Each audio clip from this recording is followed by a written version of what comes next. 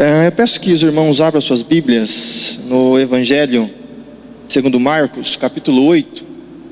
Evangelho de Marcos, capítulo 8, a partir do verso 34 até o capítulo 9 do versículo 1. Marcos, capítulo 8, verso 34 até o capítulo 9 do versículo 1.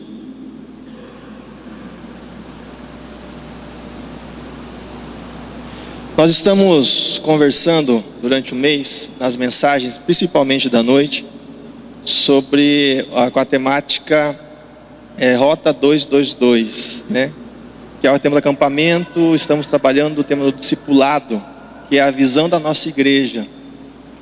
E assim como a visão da igreja, eu também quero trabalhar esta temática com vocês, o discipulado, e nós vamos experimentar algumas coisas que Jesus ensinou aos seus discípulos quando ele estava ali junto deles, e que vai ser de enorme importância para nós, na nossa caminhada cristã.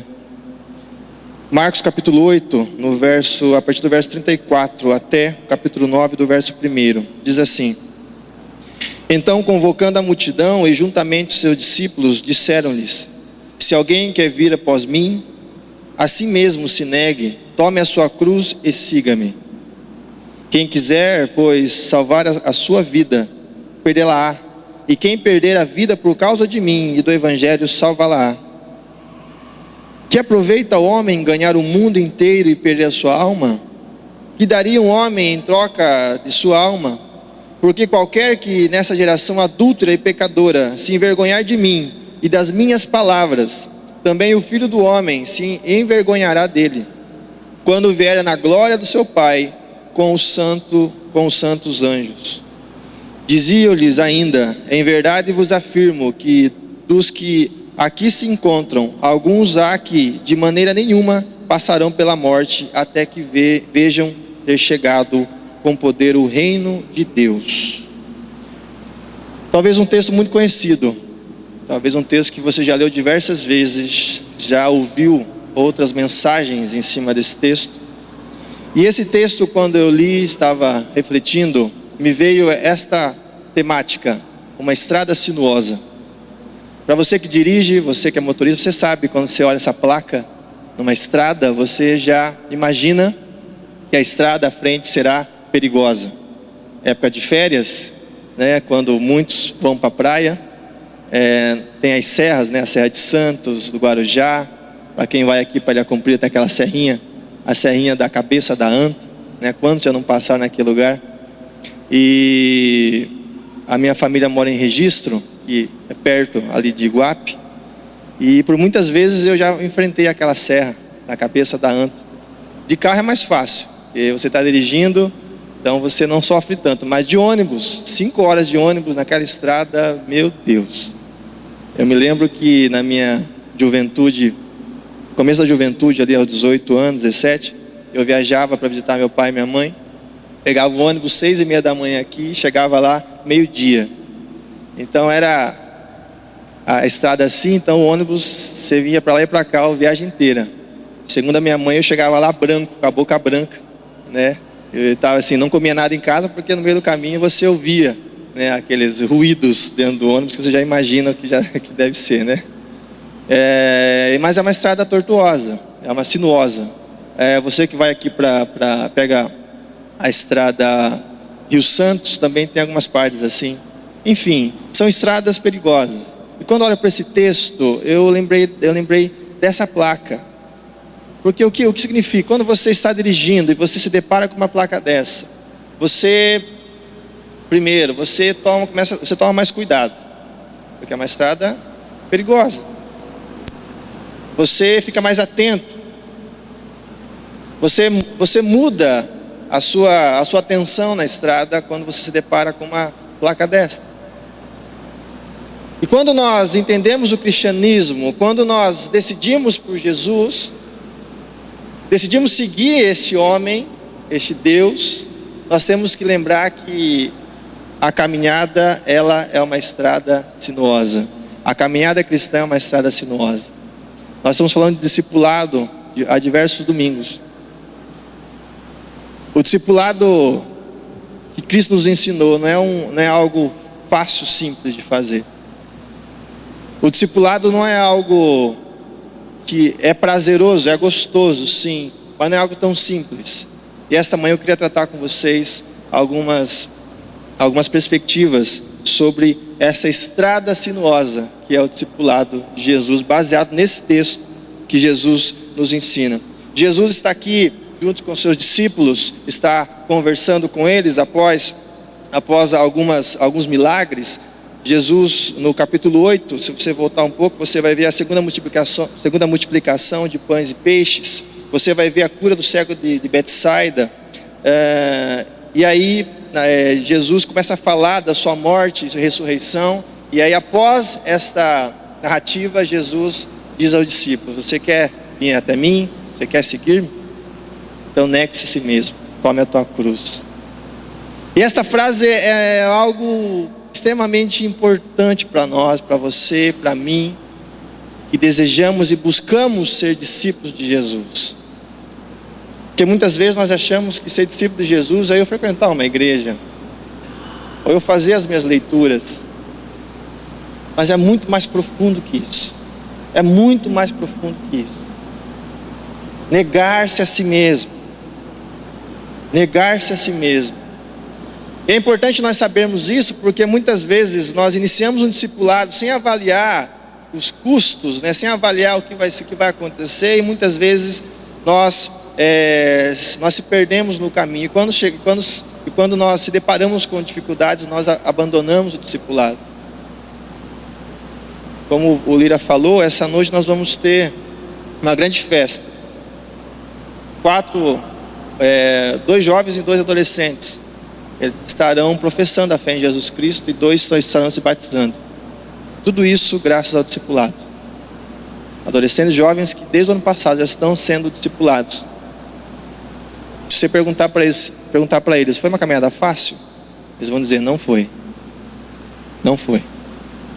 E eu quero trabalhar com vocês a primeira palavra que me chamou a atenção é o negue-se a si mesmo. O que seria negar-se a si mesmo? O que seria porque Jesus coloca essa instrução aos discípulos. Negar-se a si mesmo é reconhecer primeiramente que você não sabe nada, que eu não sei nada. Reconhecer que nós precisamos de instrução, precisamos de cuidado, precisamos de uma luz que ilumina o caminho, porque nós estamos cegos, somos cegos. E aí você pode pensar, mas Wagner, como assim? Eu estou na igreja há tanto tempo, eu ouço a mensagem já por muitos anos. Isso não significa que você está pronto. Na verdade, nós nunca estamos prontos.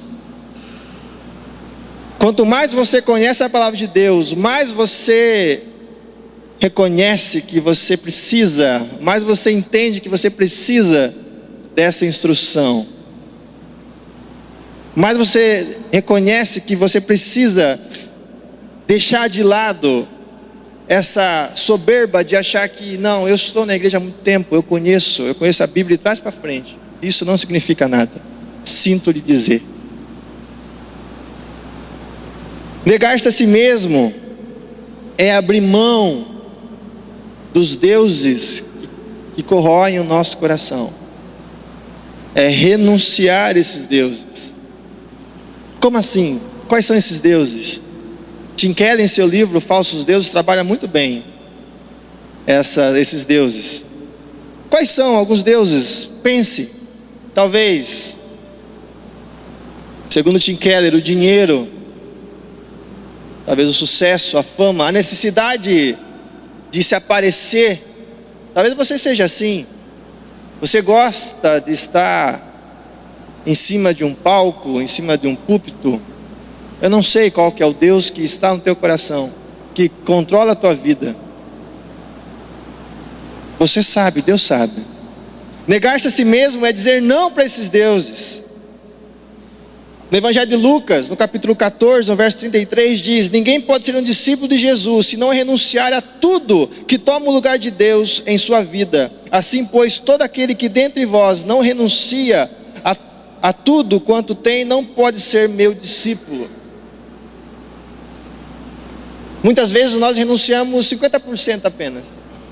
Ah não, até aqui Deus, até aqui você pode cuidar. Aqui você pode. Aqui não, aqui é meu. Aqui é meu. Aqui ninguém mexe, nem o Senhor. Quantas vezes você disse para Deus isso? Quantas decisões você tomou sem ao menos buscar a orientação de Deus? Achando que você, que eu, nós temos a condição de decidir alguma coisa? Decidir o que é bom para nós? Nós não temos. Nós não temos. Negar a si mesmo é negar a condição pecaminosa que nós vivemos.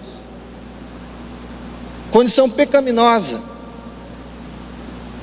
Não é simplesmente pedir perdão de alguns pecados que você faz diariamente, mas é negar a sua condição pecaminosa. Segundo Romanos, Paulo em Romanos, no capítulo 3, escreve, ele desenvolve essa temática, ele desenvolve que a nossa condição humana é pecadora.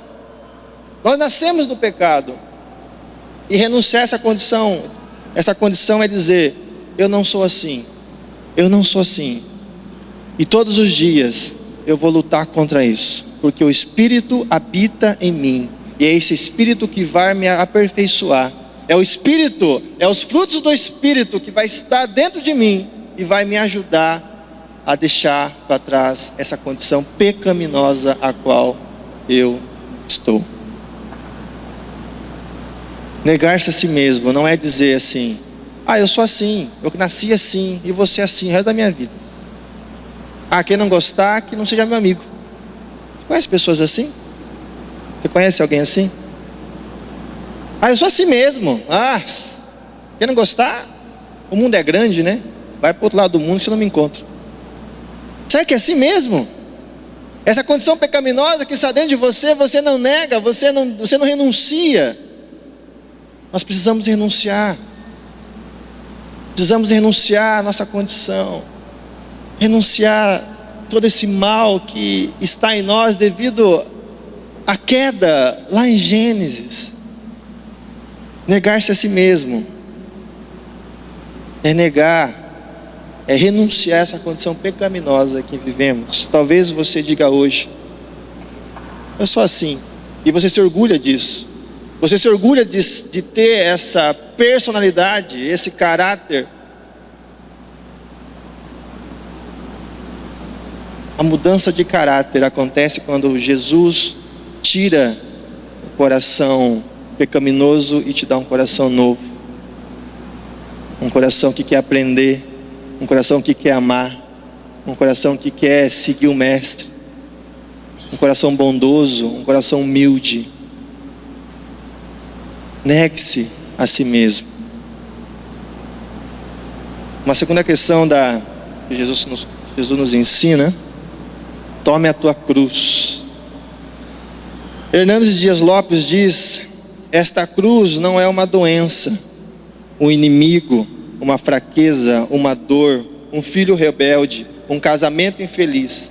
Esta cruz fala da nossa disposição de morrer para nós mesmos, para os prazeres e deleites, e considerar-se morto para o pecado e andar com atestado de óbito no bolso. A cruz é um atestado de óbito que nós que cremos em Jesus devemos ter no nosso bolso, e todo momento pegar para dar uma olhada, para ver e lembrar que somos pecadores mortos com Cristo Jesus. Tomar a cruz é assumir a nossa identidade. Assumir a sua identidade. Eu sou realmente um fraco, mas Deus, mas Cristo que morreu por mim, é esse Cristo que me faz viver novamente. Tomar a cruz é algo que deve ser diário. Tomar a cruz é algo penoso. Tomar a cruz e carregar É algo difícil. É algo difícil. E como nós conseguimos carregar esta cruz todos os dias de nossas vidas? Através da nossa espiritualidade. Da sua espiritualidade. Ah, beleza, então eu vou orar, fazer jejum uma vez por ano, tá bom. Ir na igreja, lógico. Não, não é isso. Não somente isso. A espiritualidade é muito mais do que isso. Richard Foster, no seu livro sobre espiritualidade, diz: a superficialidade é a maldição do nosso tempo. A doutrina da satisfação instantânea é o principal problema. A necessidade desesperada de hoje não é de um maior número de pessoas inteligentes, nem de pessoas talentosas, mas de pessoas com profundidade. Pessoas com profundidade. Talvez você quer ser alguém espiritual. Então eu vou estudar. Pode ajudar, mas não vai resolver o seu problema. A sua vida espiritual com Deus vai ter resultado a partir do momento que você entender que o dia começa porque Deus tem misericórdia de você. Que o dia acaba porque Ele teve misericórdia de você. O dia que você olhar para tudo que você tem, dizer: Deus, isso é tudo seu, não é meu. É quando você se encontrar com Deus diariamente, não uma, mas 2, 3, 4, 5 vezes por dia. Conversar com Deus, assim como você conversa com o seu amigo lá do emprego, o seu amigo da faculdade. É você estar com Deus, sentado ali com Deus, ouvindo a voz dEle. É você parar de falar um pouco e deixar Deus falar ao seu coração, ouvir a voz de Deus. Como diz Bill Hybels, é você ir para a cadeira, tomar um café com Deus. Espiritualidade é você ter tempo com o seu Deus, com o seu mestre. E não é aqui na igreja, é na sua casa, é lá no seu emprego. Pegue aquela hora do almoço, que você tem 1 hora, almoce, fique uns 15 minutos lá num lugar com Deus, conversando com Ele, contando como é que foi o seu dia. É isso. Deus é nosso amigo. Deus quer falar conosco.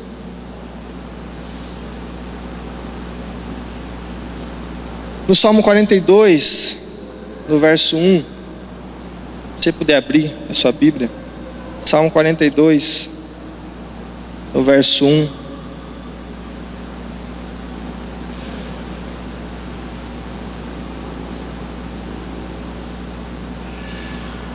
O salmista diz,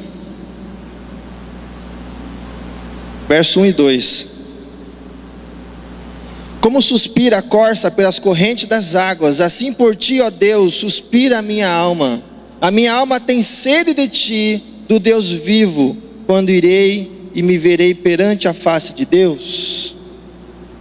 A pergunta, quando eu olho o salmista escrevendo esse texto, é: o que ele viu? O que ele viu em Deus que eu não vi? Como que ele consegue dizer aqui: como suspira a corça pelas correntes da água, assim por ti, ó Deus, suspira a minha alma?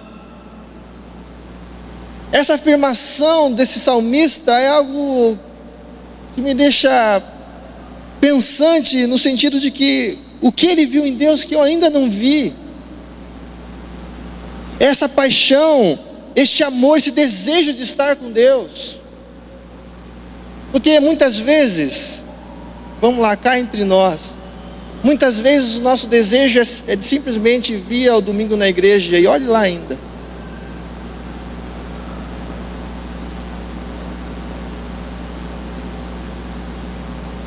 A minha alma suspira por ti, suspira por Deus. É você estar na presença de Deus em todos os instantes da sua vida. Negar-se a si mesmo, tomar a tua cruz, nos ensina esse caminho difícil, que é deixar de lado aquilo que pensamos que queremos e se dedicar somente a Cristo. Amar a Deus.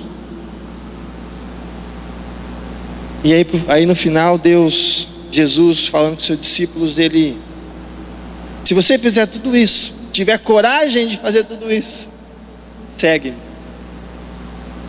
Segue-me. No primeiro século, os discípulos ali, eles aprendiam tudo com o seu mestre. Mais do que isso, eles queriam ser igual ao seu mestre. Então, eles aprendiam o quê? As histórias contadas pelo mestre. Se você lembrar, Jesus contava muita história, as parábolas. Jesus ensinava através das histórias. Os discípulos queriam aprender a lição que o seu mestre ensinava. Eles queriam aprender a comer a comida do seu mestre. Os discípulos nessa época, eles queriam comer a comida do seu mestre. Quantas vezes Jesus sentou com os seus discípulos para comer? Quantas vezes? Eles aprendiam a guardar o dia de descanso, o Shabá. E hoje nós vemos uma sociedade tão corrida que nós trabalhamos de domingo a domingo. Não temos um tempo de descanso. Isso é bíblico. Foi Deus que instituiu, não fui eu, não foi a igreja, o próprio Deus.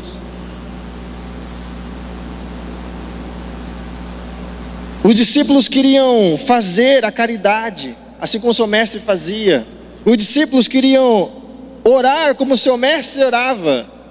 Se você lembrar, Jesus ensina os seus discípulos: Pai nosso que está nos céus. Jejuar como o seu mestre jejuava.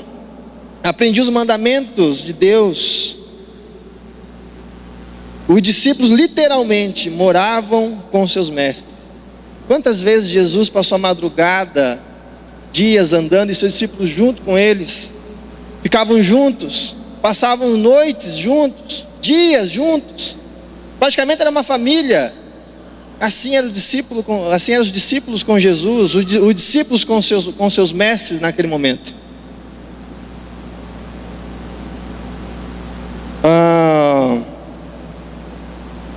Então, quando nós olhamos para essa realidade, segundo a tradição judaica, os discípulos, eles deveriam cobrir-se do pó das sandálias do seu rabino. Esse era o conceito. Esse era o conceito do discípulo naquele período. Ou seja, deveria andar tão próximo do seu rabino que o pó que levantava pelas suas sandálias chegariam a lhe cobrir. Em outras palavras, deveriam estar mais próximos possível do seu rabino a todo momento. Isso é ser discípulo. Isso é discípulo de Jesus. E é isso que você e eu, como discipuladores, devemos fazer. Quantas pessoas seguem você? Ah não, mas tem que seguir a Cristo. Sim, mas partindo do pressuposto que você aprendeu de Cristo, está ensinando para o próximo. Quantas pessoas olham para você e dizem: poxa, essa pessoa é uma referência para mim, porque ela é parecida com Jesus. Quantas pessoas você tem na sua casa, dentro da sua casa, que olham para você e dizem: ó, ela ou ele é uma referência para mim, é uma referência. Isso é ser discípulo, isso é fazer discipulado. E não é fácil, porque as pessoas estão olhando para nós a todo momento. Seus filhos olham para você, a sua esposa olha para você, o seu esposo olha para você.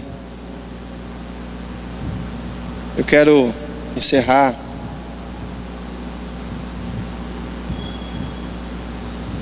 esses dois quadros muito importantes para nós entendermos o discipulado. Quando nós praticamos o discipulado, quando nós entendemos a visão de Cristo, entendemos esse texto que nós acabamos de ler, nós criamos uma comunidade de discípulos e não uma comunidade religiosa. Por quê? A comunidade religiosa, ela cumpre regras, ela se preocupa com a performance, ela se relaciona com Deus na base da troca. e ela quer ganhar o céu. Eu venho para a igreja porque eu quero ir para o céu. É isso? É assim que você vem para a igreja por causa disso? Enquanto uma comunidade de discípulos que desenvolve a espiritualidade, ela se relaciona com Deus, um relacionamento vivo com Deus. Ela desenvolve uma intimidade com Deus. Ela tem uma relação de obediência, de transformação. Ela é transformada todos os dias, todos os momentos. Você não vem para a igreja para ir para o céu, não, meu querido. Você vem para a igreja porque você quer ser discípulo de Jesus. E consequentemente, assim como Jesus foi com o Pai, se você está seguindo o Mestre, se a poeira da sandália está sobre você, certamente você irá para o céu. Uma estrada sinuosa. É difícil, não é fácil. A caminhada é difícil. Mas hoje à noite vocês vão ver adolescentes que decidiram por essa caminhada, decidiram enfrentar essa estrada sinuosa e vão dizer sim para Cristo. E o que está faltando para você? O que está faltando para você dizer sim para Cristo? O que está faltando para você dizer sim, eu quero isso na minha vida? E discipulado não é a descoberta da roda. Antes de ter igreja, antes da igreja acontecer, discipulado já existia. É voltar à essência. A estrada é sinuosa, sim. Mas aquele que caminha conosco nessa estrada, ele venceu a morte. Ele vive em você e em mim. Que nós possamos ter essa esperança. Que nós possamos ter essa confiança, esta fé de que o Espírito que habita em nós está nos direcionando para a vontade de Deus. E nós como igreja possamos entender a importância do discipulado, a importância da caminhada com Cristo, a importância de ser exemplo para as pessoas, a importância de ter seguidores que olham para você e veem em você a imagem de Cristo. Nós vamos orar. Eu quero convidar você a fechar seus olhos. Eu quero que você ore, fale com Deus. Se esta palavra de fato tocou o teu coração, se esta palavra de fato te faz repensar a sua caminhada cristã, se você de fato ainda não negou a si mesmo, se você de fato não pegou a cruz, se carregou, se você de fato ainda não segue a Jesus, que você possa falar para Deus: Deus, me ensina esses caminhos, me ensina essa verdade. Eu não quero ser mais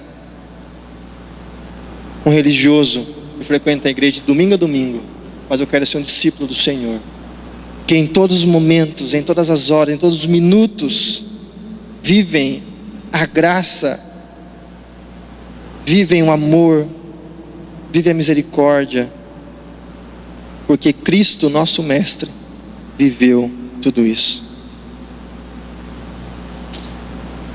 Senhor, nós, diante da Tua palavra, ó Pai, que é maravilhosa, Tua palavra que é viva, nós nos colocamos diante do Senhor. Nós nos colocamos porque nós precisamos do Senhor. Nós nos colocamos porque o Senhor nos amou primeiro. Nós nos colocamos porque o Senhor é o nosso Deus. Nós nos colocamos porque queremos ser discípulos de Jesus. Deus, perdoa-nos em nome de Jesus, porque nós ainda não tomamos a nossa cruz, nós não deixamos de lado o nosso velho homem, e porque nós ainda não o seguimos. Senhor, que o Senhor nos ajude nessa decisão. O Senhor nos ajude a viver essa verdade que vem transformando vidas séculos após séculos. Nós queremos experimentar o mais profundo, ó Pai, o mais íntimo, do relacionamento com o Senhor. Queremos ouvir a tua voz, Deus. Queremos seguir os teus passos. Queremos viver, ó Pai, tudo aquilo que o Senhor tem para nós. Todos os sonhos, os propósitos que o Senhor tem para nós.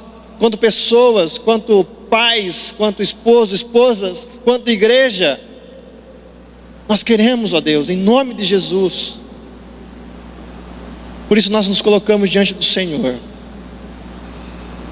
E oramos, clamando e pedindo a tua misericórdia. Em nome de Jesus. Amém. Amém.